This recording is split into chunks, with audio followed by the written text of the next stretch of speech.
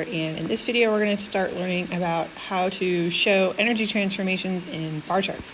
Now, there's some learning objectives here, but we're not going to be doing this first one. We're not going to talk about pie charts this year, and that's okay, because pie charts can be useful, but we're just going to go straight to bar charts because they are incredibly useful.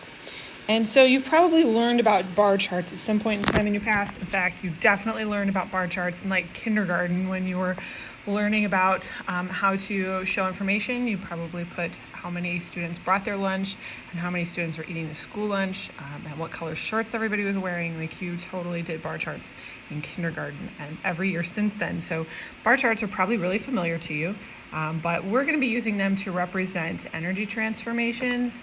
And we can use them for both open and closed systems, which is the real advantage, because it doesn't matter whether the energy is staying in the system or leaving the system or coming into the system. We can show it in a bar chart. So that's why we're using bar charts to begin with. So we're going to look at this example right here. And I'm going to switch my pen here so I can write with it. I want purple. There we go. Okay. And I'm going to write on top of it like this. So this is how I can write actually legibly. Okay, so we have an example here. We've got this block of ice and it's on a table, and to begin with, this spring right here is squished. It's compressed. Okay, and if you remember, when something is squished, that means that it has elastic potential energy, and since it's up on a table, okay, that also means that it has some gravitational potential energy, and that's the block that has that. So I'm going to draw my little arrow over to the block. So that's some gravitational potential energy, and that's it. That's all that it's doing. It's just sitting there on the table, squishing the spring. So there's no other energy in that initial state. And over here in my final state, this spring is now at rest. It's relaxed. Let me actually write relaxed instead, because that's gonna work better for me. Relaxed. Okay, so it's not stretched at all. If it were stretched, it would look a bit different. It would be even longer. This is just a relaxed spring. It's decompressed is what it says here, but that is code for relaxed. Okay, that means it has no elastic potential energy. So if I were to write elast and then cross it out, that's what it doesn't have. But it's still, the block is still up on the table, and so it still has gravitational potential energy, but it's also moving right now. See the moving marks? That means that the block has kinetic energy. Okay, but it's a block of ice, so there's not really friction. Okay, so when we're talking about ice, it slides without friction, and so we're not going to have any thermal energy going on here.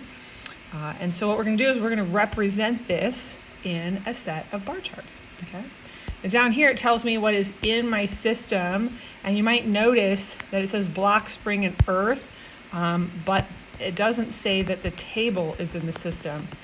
So I'm just going to make a little note there that the table is not in the system. Okay. And so I'm going to come down here and I'm going to fill out this lovely picture. Let me make that smaller. Okay. And we got some directions on the side. It actually leaves something out. There's like a step it doesn't include. So we're gonna look at it though. Okay. So the first thing we're gonna do is we're gonna list everything in the system. So this is my system. It gives me a little circle where I can put that. And so I'm going to list those things. So it said that the brick was in the system, and the spring was in the system, and earth is in the system. And since the table isn't in the system, I'm going to go ahead and write it down, but I'm not going to put it inside the circle. I'm going to write it outside the circle because it's outside the system. Okay, that's going to help me remember that it's not in the system. So any energy that is associated with the table is going to not be in the system. That's what it means for it to be outside of the system. It's still there. It's still participating. It's holding the block up off the floor. It's just not in the system. Okay, I'm not considering it or its energies.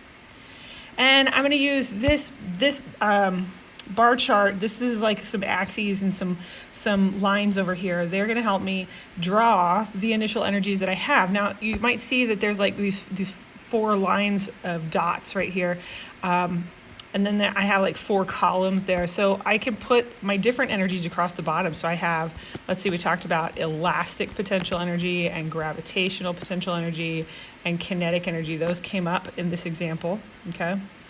And I've got, it goes 4 high. So I have 4 blocks of energy, okay, of any kind of energy to distribute, okay?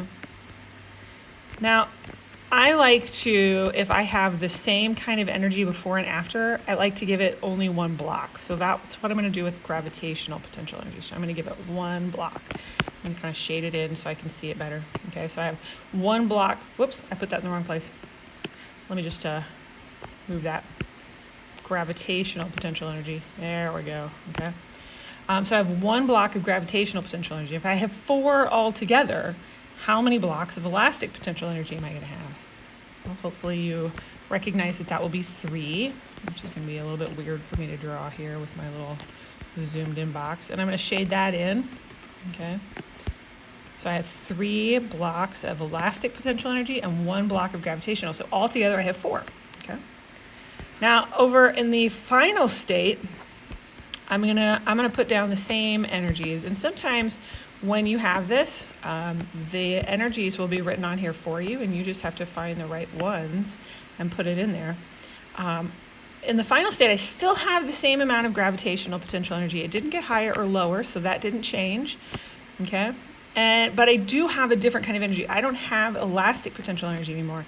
I have kinetic energy, so I'm just going to draw this going taller here, and I have 3 blocks. Because all of my elastic energy is gone, that means all of that elastic energy became kinetic energy. So I still have 4 blocks total because all that energy is still there, okay? Now, it's a closed system because all of that energy is still there. So the spring had some energy.